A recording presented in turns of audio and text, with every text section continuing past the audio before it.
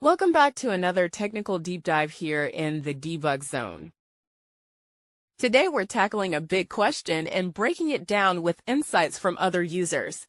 Hopefully this clears up some misconceptions and helps you get the answer you need. So buckle up, stay a little curious, and let's jump right in.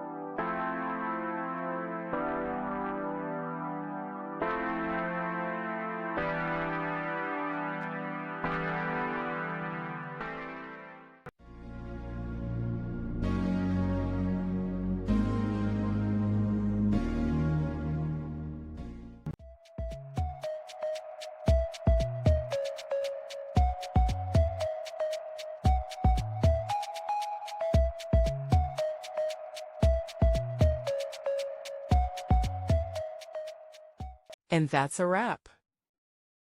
I hope you found the answer you were looking for. If you did, take a second to hit that subscribe button. It really helps out. And let me know in the comments which solution worked best for you. See you next time in the debug zone.